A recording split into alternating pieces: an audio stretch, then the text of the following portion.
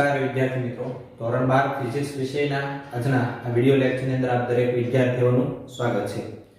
છેલ્લે આપણે સેમિકન્ડક્ટર ઇલેક્ટ્રોનિક્સની અંદર પીએન જંક્શન ડાયોડ એના બે જોડાણ, બરોબર, ફોરવર્ડ બાયસ જોડાણ અને રિવર્સ બાયસ જોડાણ કઈ રીતે થાય તો એની આપણે ચર્ચા કરી હતી. ફોરવર્ડ બાયસ જોડાણની અંદર આપણે જે પીએન જંક્શન ડાયોડ છે એના પી વિભાગને બેટરીના ધન ધ્રુવ સાથે અને એન વિભાગ છે ને આપણે બેટરીના ઋણ ધ્રુવ સાથે જોડીએ ત્યારે જે જોડાણ તૈયાર થાય એને આપણે ફોરવર્ડ બાયસ જોડાણ કહેતા. રિવર્સ બાયસ જોડાણમાં આનાથી ઉલટું, બરાબર, પી વિભાગને બેટરીના ઋણ ધ્રુવ સાથે, એન વિભાગને બેટરીના ધન ધ્રુવ સાથે જોડીએ છીએ. બરાબર. ફોરવર્ડ બાયસમાં પ્રવાહ છે આપણે મિલી એમ્પિયરના ક્રમમાં મળતો હતો, બરાબર. રિવર્સ બાયસની અંદર આપણે પ્રવાહ છે માઇક્રો એમ્પિયરના ક્રમમાં એટલે કે ઓછો મળે છે, બરાબર.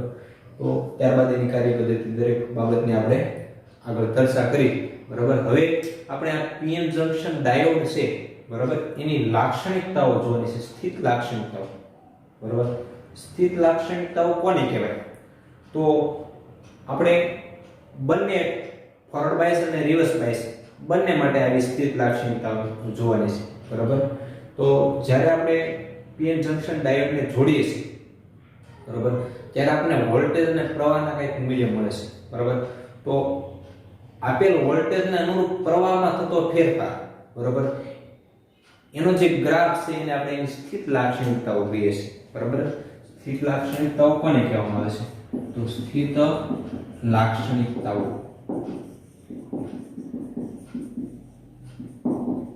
બરાબર. પીએન જંક્શન ડાયોડની સ્થિત લાક્ષણિકતાઓ કોને કહેવાય? તો પીએન જંક્શન ડાયોડ ને લાગુ પાડેલા વોલ્ટેજ ને અનુરૂપ પ્રવાહમાં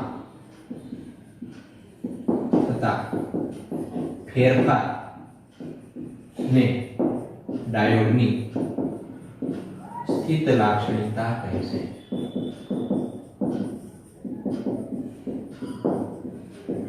બરાબર. પીએન જંક્શન ડાયોડની સ્થિત લાક્ષણિકતાઓ કોને કહેવાય?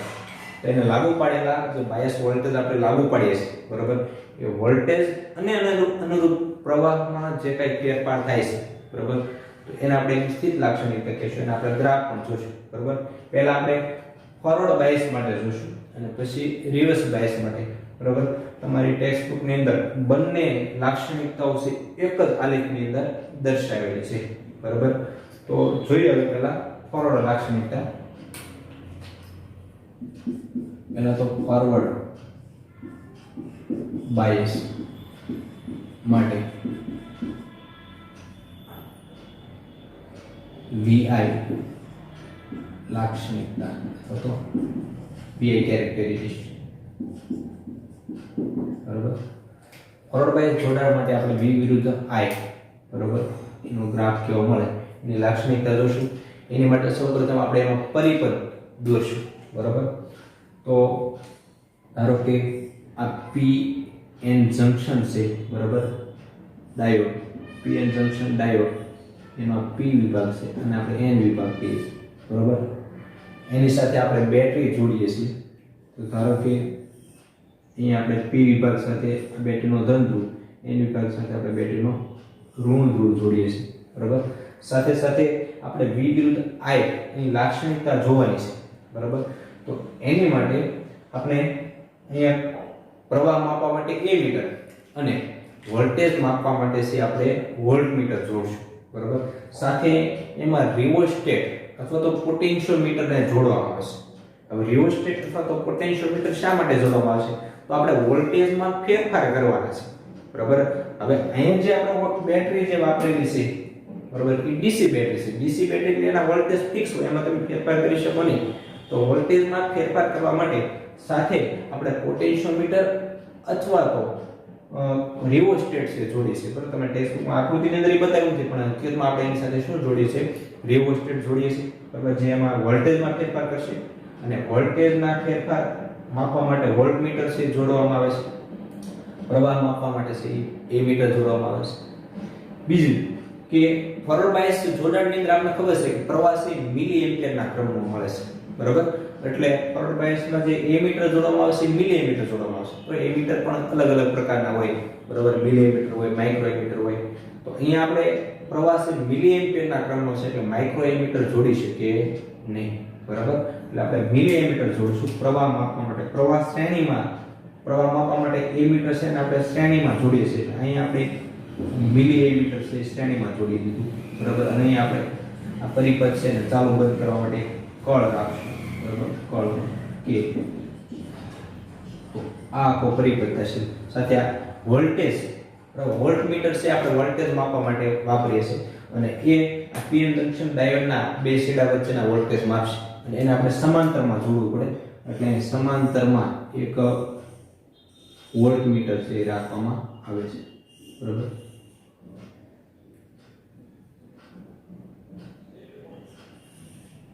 તો આ જે છે, બરાબર, એ વોલ્ટમીટર છે, બરાબર. વોલ્ટમીટર અને આ જે છે એ મિલી એમીટર છે, બરાબર, જે પ્રવાહ માપવા માટે ઉપયોગમાં લેવાય છે, બરાબર. અહીંયા બેટરી છે, બરાબર, એના વોલ્ટેજ ધારો કે V છે. તો આ આખો છે એ પરિપથ છે ફોરવર્ડ બાયસ જોડાણ માટેનો પરિપથ થઈ ગયો, બરાબર. આપણે પીએન જંક્શનની ફોરવર્ડ બાયસ લાક્ષણિકતા આપણે મેળવી છે. બે પ્રકારની લાક્ષણિકતા, એક રિવર્સ બાયસ લાક્ષણિકતા અને બીજી ફોરવર્ડ બાયસ. તેમાંથી પહેલા આપણે ફોરવર્ડ બાયસ લાક્ષણિકતા જોઈએ, બરાબર. હવે એનો આપણે ગ્રાફ દોરવા માટે આપણે V વિરુદ્ધ I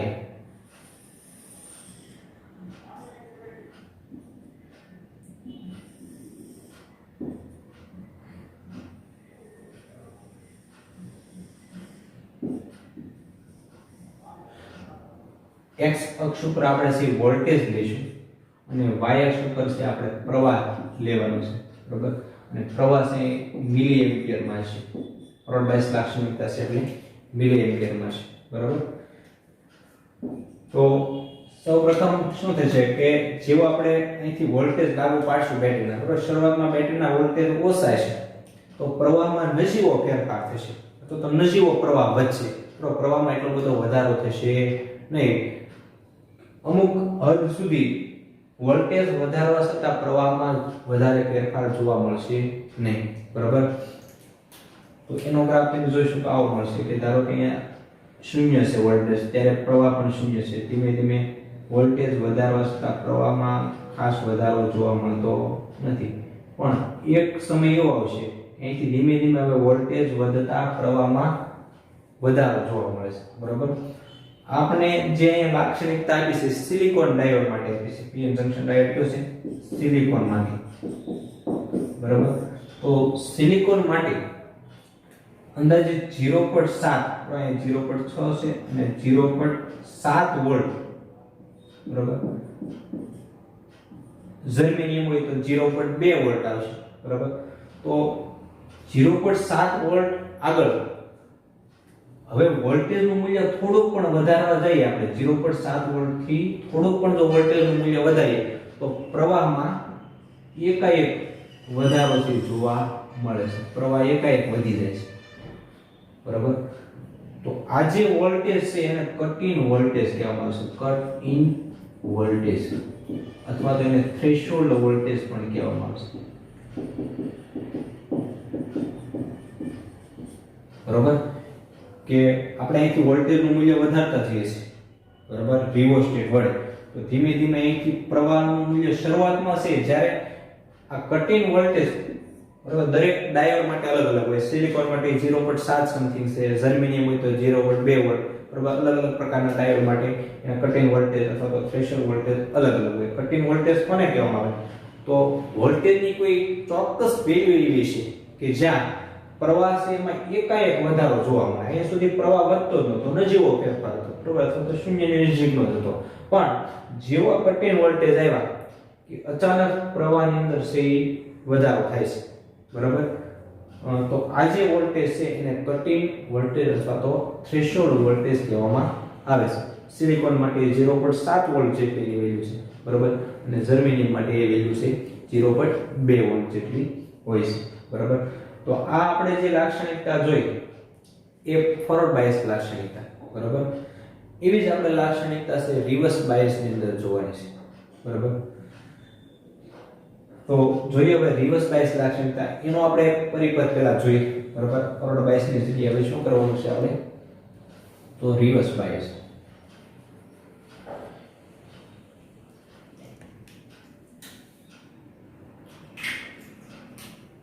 બીજું રિવર્સ બાયસ બરાબર.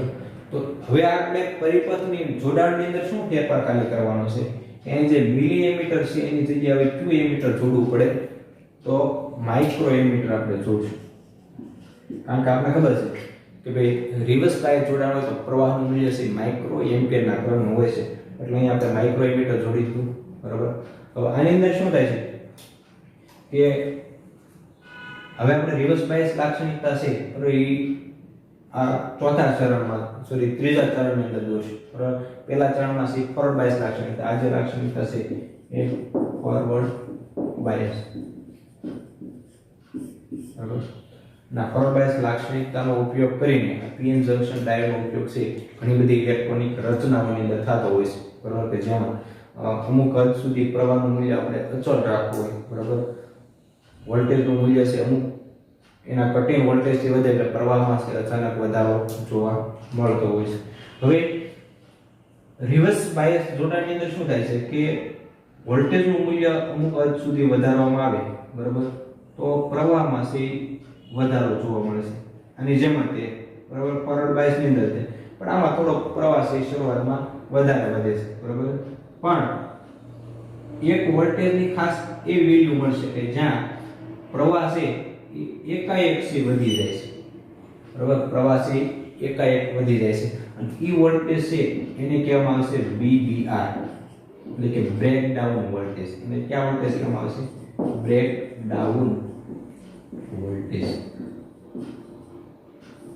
બીજું કે આ જે રિવર્સ બાયસ લાક્ષણિકતા છે એમાં પ્રવાહ છે લગભગ અમુક વોલ્ટેજ સુધી અચળ જ રહેશે બરાબર. એને રિવર્સ સેચ્યુરેશન પ્રવાહ કહેવામાં આવે છે. અને શું કહેવાય રિવર્સ સેચ્યુરેશન પ્રવાહ બરાબર. અમુક વોલ્ટેજ અમુક ચોક્કસ વોલ્ટેજ સુધી પ્રવાહ છે લગભગ કેવો રહે અચળ રહેશે તો પ્રવાહમાં ફેરફાર થતો નથી. પણ જ્યારે વોલ્ટેજ છે એ કોઈ નિશ્ચિત અથવા તો ચોક્કસ વોલ્ટેજ કરતા વધારવામાં આવે તો પ્રવાહમાં એકાએક વધારો થાય છે બરાબર. આ જે વોલ્ટેજ છે ને બ્રેકડાઉન વોલ્ટેજ કહેવામાં આવે છે. અને કોઈ પણ પીએન જંકશન ડાયોડ છે ને બ્રેકડાઉન વોલ્ટેજ કરતા ઓછા વોલ્ટેજ જ ઉપયોગમાં લેવામાં આવશે. જો પીએન જંકશન ડાયોડ છે ને બ્રેકડાઉન વોલ્ટેજ જેટલા વોલ્ટેજ અથવા એનાથી વધારે વોલ્ટેજ ઉપયોગમાં લેવામાં આવે તો એ પીએન જંકશન ડાયોડ છે નાશ પામે છે બરાબર. ઘણી વખત ડાયોડ છે બળી જાય છે આપણે એવું કહીએ છીએ તો ત્યાં શું થાય છે કે એ વોલ્ટેજનું મૂલ્ય છે બ્રેકડાઉન વોલ્ટેજ એની જે લિમિટ છે બરાબર એની બહાર જતું રહે છે એટલે પ્રવાહ એકાએક વધી જાય બરાબર. અને અચાનક છે એ જે ડાયોડ છે બરાબર એ નાશ પામે છે બળી જાય છે બરાબર. તો આજે આપણે એની લાક્ષણિકતા જોઈ બરાબર એ એની રિવર્સ બાયસ લાક્ષણિકતા છે બરાબર. અહીં આપણે બે લાક્ષણિકતાઓ એક આલેખની અંદર જોઈ બરાબર. ફોરવર્ડ બાયસ લાક્ષણિકતા રિવર્સ બાયસ. ખાસ આમાં આપણે એક શબ્દ અમુક સમજશું કે અહીં જે વોલ્ટેજ છે એને કટિંગ વોલ્ટેજ કહેવાય બરાબર ફોરવર્ડ બાયસમાં. રિવર્સ બાયસમાં એને શું નામ આપવામાં આવે છે બ્રેકડાઉન વોલ્ટેજ.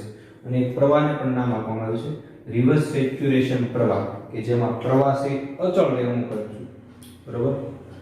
તો એને આપણે રિવર્સ સેચ્યુરેશન પ્રવાહ તરીકે ઓળખીએ છીએ. તો આ રીતે આપણે અહીંયા ફોરવર્ડ બાયસ અને રિવર્સ બાયસ લાક્ષણિકતાઓ છે. ઘણી વખત બોર્ડની અંદર આ પ્રકારનો પ્રશ્ન છે એ પૂછાય છે બરાબર કે પીએન જંકશન ડાયોડની લાક્ષણિકતાઓ સમજાવો. તો લાક્ષણિકતાઓ એટલે બીજું કંઈ નહીં ગ્રાફ જ આપણે સમજાવવાનો છે. તો જે કંઈ આપણે ગ્રાફની અંદર જોયું અને બંને પરિપથ દોરવાના ફોરવર્ડ બાયસ અને રિવર્સ બાયસ. ફક્ત એક લાક્ષણિકતા પૂછી હોય તો એક જ આવશે. દાખલા તરીકે ફોરવર્ડ બાયસ લાક્ષણિકતા તમને પૂછે તો આ બંને ગ્રાફ દોરવાની જરૂર નથી નથી ફક્ત આ એક જ ગ્રાફ દોરશું બરાબર. રિવર્સ બાયસ કહીએ તો ફક્ત એક જ જોડાણ પણ આપણે એક જ દોરશું. પણ જો તમને વધારે માર્કમાં પ્રશ્ન પૂછાય બરાબર દાખલા તરીકે 3-4 માર્કમાં પ્રશ્ન પૂછાય તો તમને બંને લાક્ષણિકતાઓ માંગે કે ભાઈ પીએન જંકશન ડાયોડની લાક્ષણિકતાઓ છે સમજાવો બરાબર. તેમાં આપણે એની બંને લાક્ષણિકતા ખાસ લાક્ષણિકતાઓ કોને કહેવાય એ પણ આપણે લખશું અને પછી એની બે પ્રકારની લાક્ષણિકતા.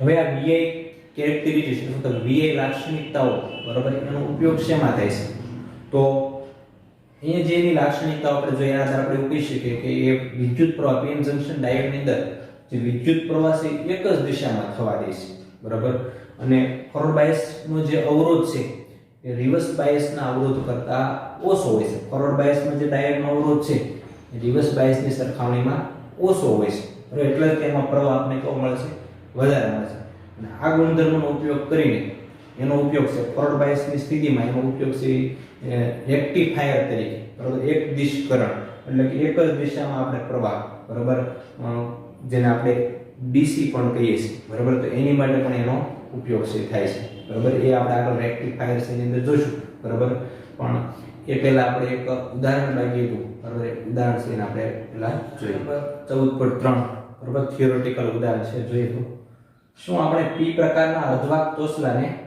ભૌતિક રીતે n પ્રકારના અર્ધવાહક સાથે જોડીને pn જંકશન બનાવી શકીએ બરાબર જે આપણે pn જંકશન બનાવવાનું છે તો એની અંદર આપણે બે ચોસલા એક p પ્રકારનો અર્ધવાહકનો ચોસલો અને એક n પ્રકારનો અર્ધવાહક ચોસલો એ બેને આપણે જોડી દઈએ તો pn જંકશન બની શકે કે નહીં બરાબર એવો તમને પ્રશ્ન પૂછવામાં આવ્યો છે તો એનો જવાબ છે ના બરાબર આ રીતે આપણે કોઈ pn જંકશન છે બનાવી શકીએ નહીં શા માટે બરાબર એનું કારણ છે ધારો કે આપણી પાસે આ બે ચોસલા છે એક p પ્રકારના અર્ધવાહકનું ચોસલું છે બરાબર અને ધારો કે બીજું છે n પ્રકારના અર્ધવાહકનું ચોસલું છે બે અર્ધવાહક છે બરાબર હવે તમે એ બંનેને જોડશો બરાબર તો આ જે સપાટી છે અને આ સપાટી એ બેયને આપણે એકબીજા સાથે જોડશું બરાબર તો હવે આ p પ્રકારના અર્ધવાહકની અંદર જે એના આંતર પરમાણુ અણુઓ જે રહેલા હોય છે બરાબર નજીકના જે અણુઓ છે એનું અંતર બરાબર ખૂબ જ ઓછું હોય છે આંતરિક પરમાણુ અણુઓ વચ્ચેનું અંતર ખૂબ જ ઓછું 2 થી 3 જેટલું હોય છે બરાબર 2 થી 3 એંગસ્ટ્રોમ જેટલું એવી રીતે n પ્રકારના અર્ધવાહકમાં પણ એ અંતર છે ખૂબ જ ઓછું હોય છે એની સરખામણીમાં આ ચોસલું છે એની સપાટી ભલે ગમે તેટલી સપાટ હોય પણ શું છે કે એની અંદર ખરબચડાપણું છે બરાબર તમે એને કોઈ માઇક્રોસ્કોપ થી જોશો તો એ સપાટી છે તમને ખરબચડી દેખાશે જેથી કરીને આપણી ભાષામાં કહીએ તો બંને ચોસલા ફિટ થઈ શકશે નહીં બરાબર એ જે વિસ્તાર છે અસતત રહેશે સતત વિસ્તાર રહેતો નથી આ બેને તમે જોડશો તો જે સતત વિસ્તાર હોવો જોઈએ એવો સતત વિસ્તાર આપને અહીંયા જોવા મળશે ને વચ્ચે છે થોડું ખરબચડાપણું છે બરાબર જેથી આ જે વિદ્યુતભાર ગતિશીલ વિદ્યુતભાર વાહકો છે એને ગતિ કરવામાં અડચણ ઊભી થશે બરાબર એ p થી n તરફ ગતિ કરી શકશે નહીં કારણ કે વચ્ચે અસતત વિતરણ આવી ગયું વચ્ચે જગ્યા આવશે થોડી બરાબર ગેપ શા કારણે કારણ કે સપાટી છે ખરબચડી હોવાને કારણે બરાબર એ આંતર પરમાણુ અણુ એકબીજા સાથે બંધ બેસતા હોઈ શકે નહીં જેથી કરીને આ રીતે તમે pn જંકશન ડાયોડ છે બનાવી શકો નહીં તમારે જો pn જંકશન ડાયોડ તૈયાર કરવું હોય તો આપણે આગળ જોયું એ રીતે જ તમારે તૈયાર કરવું પડે બરાબર કે ભાઈ કોઈ p પ્રકારનો અર્ધવાહક હોય એની અંદર પેન્ટાવેલેન્ટ અશુદ્ધિ ઉમેરવાથી n પ્રકારનો અર્ધવાહકનું એક પાતળું સ્તર બને છે સાથે બરાબર એ રીતે તમે pn જંકશન ડાયોડ તૈયાર કરી શકો આ રીતે બનાવી શકાય નહીં ચાલો તો હવે એક આગળ બીજો ઉદાહરણ બરાબર જેમાં આપણે થિયરી જોઈ એની પર આધારિત ઉદાહરણ છે એ ઉદાહરણ પણ આપણે હવે જોઈએ ઉદાહરણ નંબર 14.4 આપણે જોઈએ કે આકૃતિમાં એક સિલિકોન ડાયોડની વિવિધ I લાક્ષણિકતા દર્શાવી છે ID બરાબર 15 મિલિએમ્પિયર ID એટલે કે ડાયોડનો પ્રવાહ 15 મિલિએમ્પિયર અને VD એટલે ડાયોડના વોલ્ટેજ છે -10 વોલ્ટ માટે ડાયોડનો અવરોધ શોધો બરાબર આપણે અહીં ડાયોડનો અવરોધ મેળવવાનો છે એ માટે આપણે એક ડાયનેમિક અવરોધ વ્યાખ્યાયિત કરવાનો બરાબર જે આપણે આગળ થિયરીમાં રહી ગયું કે ડાયનેમિક અવરોધ બરાબર જેને આપણે RD વડે દર્શાવી છે ડાયનેમિક અવરોધ એટલે શું થાય તો RD બરાબર જેને ચલ અવરોધ ગુજરાતીમાં કહેવું હોય તો ડેલ્ટા V ના છેદમાં ડેલ્ટા I બરાબર કે વિદ્યુત સ્થિતિમાનનો ફેરફાર વોલ્ટેજનો ફેરફાર અને અનુરૂપ પ્રવાહનો ફેરફાર બરાબર કોઈ ચોક્કસ આપણે ગ્રાફ માટે દાખલા તરીકે અહીંથી અહીંયા સુધી આપણે લઈએ તો ડેલ્ટા V અને ડેલ્ટા I બે મેળવવાનો બરાબર પછી એનો જે તફાવત એનો ગુણોત્તર છે ડેલ્ટા V ના છેદમાં ડેલ્ટા I એને આપણે શું કહીએ છીએ ડાયનેમિક અવરોધ અથવા તો ચલ અવરોધ કહીએ છીએ બરાબર તો અહીંયા આપણે એ અવરોધ છે મેળવવાના છે બે અલગ અલગ મેળવવાના છે એક 15 મિલિએમ્પિયર પ્રવાહ માટે મેળવવાનો છે અને એક -10 વોલ્ટ જે છે એની માટે આપણે ડાયનેમિક અવરોધ છે મેળવવાનો છે. તો પહેલા આપણે આઈડી બરાબર 15 મિલી એમ્પિયર બરાબર 15 મિલી એટલે ફોરવર્ડ બાયસ લાક્ષણિકતામાં આપણે જઈશું બરાબર. હવે અહીંથી તમે ગ્રાફ જોશો તો અહીં જે આપણે ત્રુટક રેખા વડે દર્શાવેલું છે બરાબર, ત્યાં એટલે સુધી આપણે એને લગભગ સીધી રેખા લઈ શકીએ, આ સળંગ રેખા લઈ શકીએ બરાબર. એટલે કે પ્રવાહ બરાબર એ નિયમિતપણે પ્રવાહમાં વધારો થાય છે એવું આપણે અહીંયા કહી શકીએ.